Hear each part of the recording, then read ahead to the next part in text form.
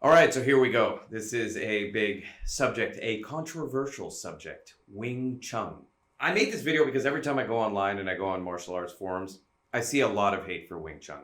I believe personally, and it's anecdotal, that it is the most hated martial art on the internet, which is why I wanted to deep dive into why people hate it so much and if there's anything positive about it that is worth training. So here we go, Wing Chun. Pow pow, inside fighting, yeah, dangerous martial arts.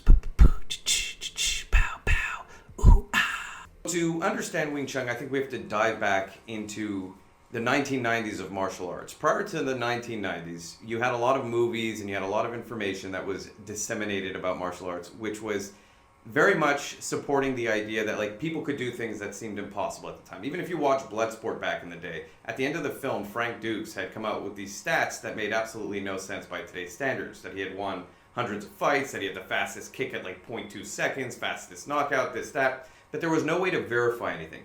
So the martial arts community back then, and I remember this growing up and doing martial arts, believed in absurdities. But what happened in the 1990s with the first UFC, internationally, the amount of eyeballs it got, was what I would like to call an age of enlightenment in martial arts, where people finally got to see firsthand what works, what doesn't, and how brutal it is. And I think people weren't ready for it. They just didn't imagine what it would actually look like. They still believed all these complex movements would work. They believed people would be getting knocked out with crazy spinning kicks.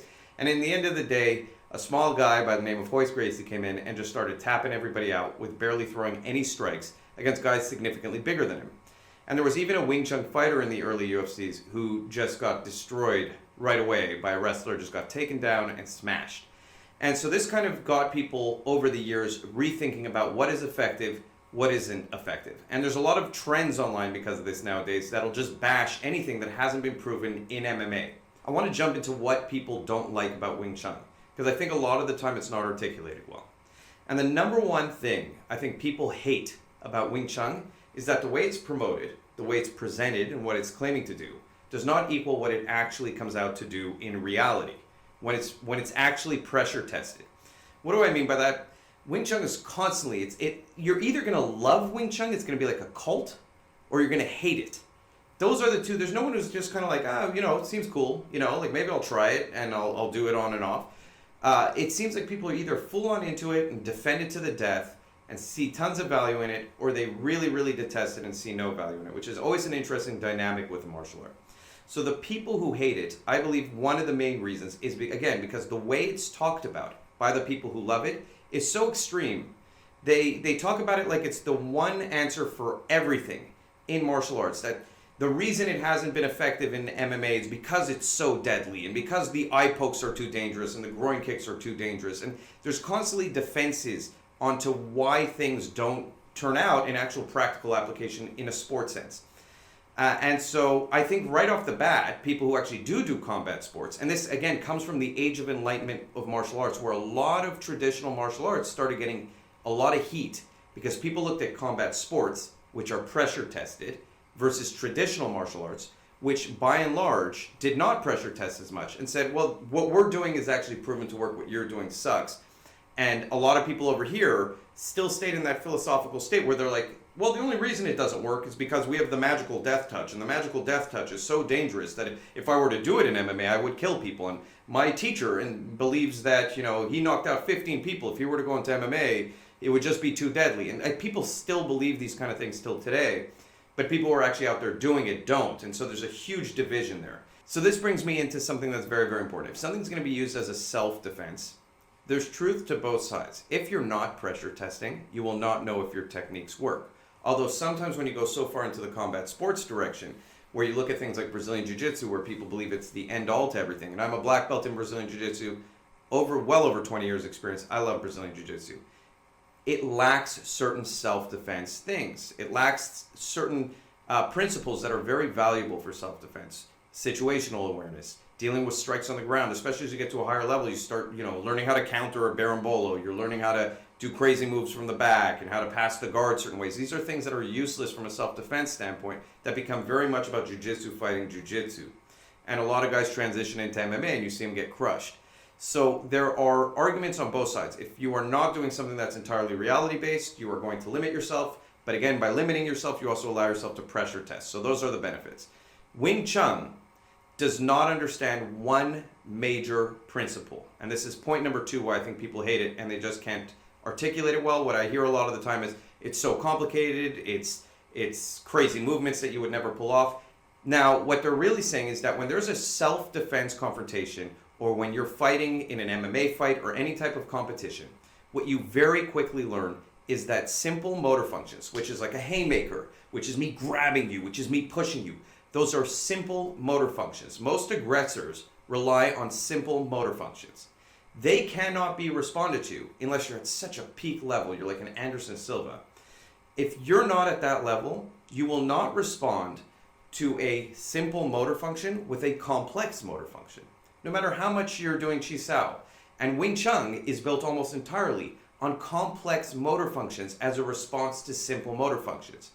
And I always teach this in self-defense. I always say simple motor function meets simple motor function. When you respond, whether that's the guy throws a haymaker and you just crash in, you cover the distance, now you're close, now you're tight, now you get your grip, now you're the aggressor, now there's a change in the skill. Now you can start getting complex. Now you can elbow slap the head down, elbow again, and do all that crazy stuff. But until you get that control, you cannot do that. It's very difficult. Now, the other thing that Wing Chun does, which I find is very, very dangerous from a I'm only going to train this point of view, and let me just cut away here to an important point. This is very, very important. Everyone who says, well, you shouldn't train this martial art because it doesn't have this, cut that out. Because the reality is there is no perfect martial art. Every martial art is meant to be a little tiny piece of your puzzle that you put together to create an overall better martial artist. In other words, the idea that just Brazilian Jiu-Jitsu, just Sambo, just boxing are going to complete me as a martial artist is a myth. Everything has value to some extent. The piece might not be as big in your puzzle. Jiu-Jitsu might be this big part of your puzzle. Wing Chun might be this big part of your puzzle. Might be a lot smaller, but it might still be a part of your puzzle. It might still be something you bring into your game and use that can help you in a situation that you wouldn't otherwise have that skill set. The only question then becomes how much time do you want to give to it out of your overall puzzle, who you're trying to build yourself as a martial artist. That one negative does not detract from everything else positive that it gives you. And the same applies to Wing Chun. Again, the difference there is Kyokushin really does rely on very simple motor functions. You're hitting, you're kicking, it's very brutal, it's very straightforward versus Wing Chun, which is almost the complete opposite. Kyokushin sparring all the time, Wing Chun you're almost never sparring. Which, by the way, is the next thing that people hate. People hate that you do not spar very often in Wing Chun. They want martial arts that you can spar, that you can pressure test, that you can see that it works. And they want to see it happen in situations where it's online, where people have recorded it, where it's proven. Wing Chun is lacking in that department.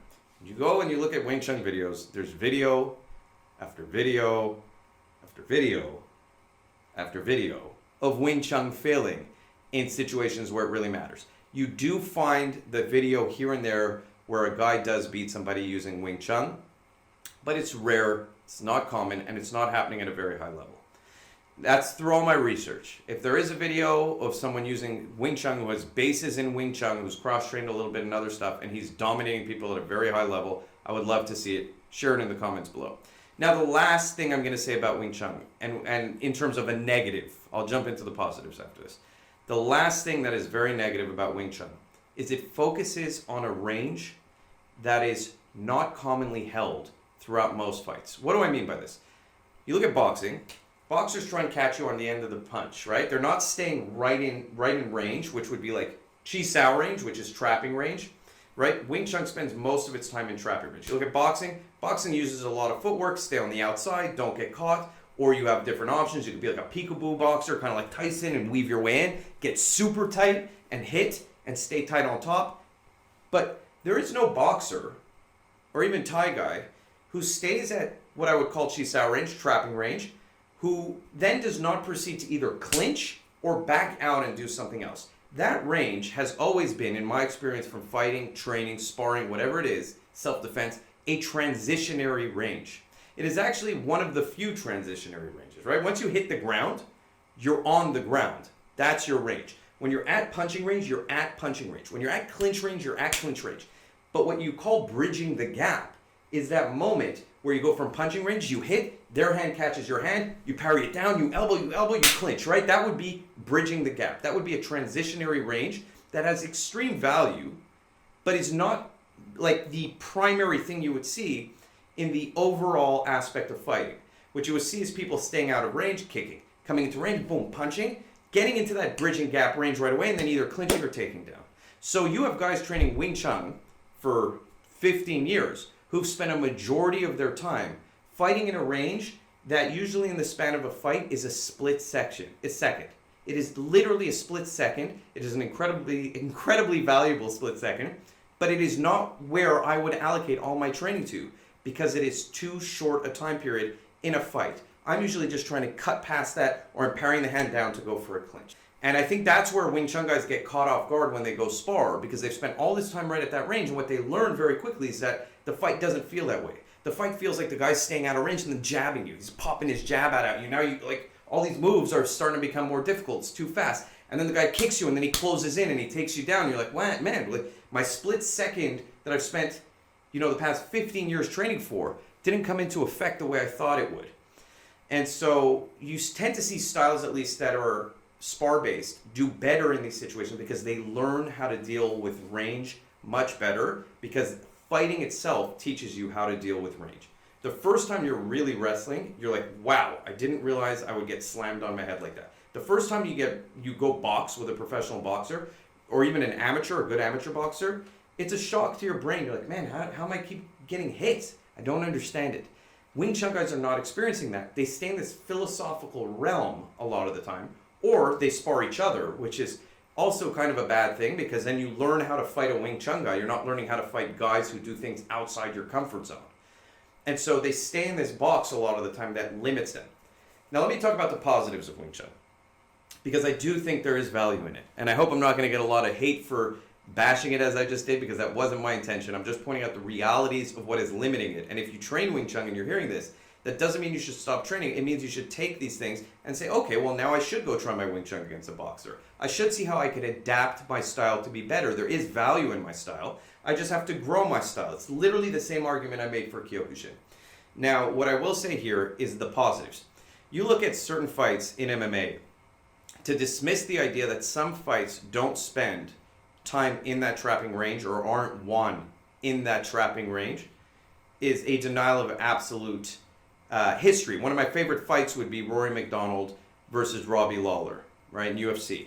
And a majority of that fight was not spent in a telephone booth, which is super close, which is like Tyson range, right? Or, like in the pocket trading. It was also not spent right at the end of a punch. It was spent kind of in this weird trapping zone where they could tap each other's hands. They were close enough to tap each other's hands, and they were touching each other's hands a lot of the fight. And then they would just come over top and hit, or they would sneak in, parry the hand and hit. That's a perfect example of where years of Wing Chun training would have benefited one of those fighters tremendously. Another example is anytime a fighter traps a hand down and then punches the guy. A perfect example of this is Usman versus Masvidal 2 when he knocked out Masvidal. What did he do? He literally parried the hand down, and I think he parried it down with his left and threw a right over top. That's trapping range fighting. It's an incredible skill, and a lot of the time when I am sparring with people, especially when we go MMA gloves, what I do is I play with their hands. I parry the hand, I hit him over top. I parry inside, I hit him. I start trapping the hand, boom, and I hit. And people say, oh, you can't do that in a fight. I'm like, you actually can, because you're active. I'm not waiting for them to punch me. I'm not waiting for them to do something I have to react to. I see their hands up, I react, I act, I don't react. I act by smacking the hand down, trapping it, and then punching over top. Lomachenko does this too. He kind of pulls your hand down and then punches you. So there's guys at a high level who use trapping. They're just not attributing it to Wing Chun because they're not Wing Chun fighters. Some of them do. Anderson Silva, right, says he trains Wing Chun. You look at some of his movements, they're clearly Wing Chun movements. But his real base is Muay Thai. Again, he's not a base Wing Chun guy. I still haven't seen that person who's a base Wing Chun guy who's pulling it off. But again, the one thing I would say to anyone who's not training Wing Chun is it will improve your transitionary range, your bridging the gap, and hand trapping. And Filipino martial arts does this a lot too, where you play like patty cakes on the hand and you crack the guy in the face, or you tap the hand down so you can set up your kick. It does play with the mind when you start playing with people's hands. Because everyone's worried about getting hit in the face or hit in the body or kicked. They're not thinking about their hands. And when you touch their hand, It throws off the entire game. Also, what I will say about Wing Chun and Filipino martial arts, and this kind of fits into the same realm because they both spend a lot of time in this kind of transitionary range. People who spend a lot of time in that range, there are huge benefits to your grappling, to getting your controls, to getting your clinch, to getting your takedowns, because you learn how to play with the hands in a way that you could kind of set up your arm drag, you could kind of set up your entry to the clinch. And again, that's another valuable thing, I would say. If you're a wrestler and you're kind of at a plateau, or if you're a jiu-jitsu guy and your takedowns are getting stuck, go cross-train in something like Wing Chun. See how it changes the way you play with hands, and that might benefit you greatly. And vice versa for a Wing Chun guy, I would say step out of your comfort zone and see how your Wing Chun can teach you to get to the clinch, and then learn how to fight from the clinch, because then you're incredibly difficult to fight, right? If you're the type of person who could just get the hands out of the way, right away clinch me and elbow me, cross-train it with a little bit of Muay Thai, that's an incredible skill set. So again, the secret here to everything is cross-training. Does Wing Chun suck? No, it's just a specialty martial art, and people have to start accepting it as a specialty martial art. In the same way that when I'm training with a gun, I'm not always training how to do all types of broad tactical training. Sometimes I'm literally going to the range and I'm practicing one skill set, and that's my entire point of training for the day. So to dismiss it completely because it is just one specialized thing, I think is premature, and I think you could see value in it. But again, to everyone who's claiming it's deadly because of the eye pokes and because of this, you got to step out of your gym, bro. You got to go train with other people. That's my advice to you. So if you like this video, please like and subscribe, and thank you for watching.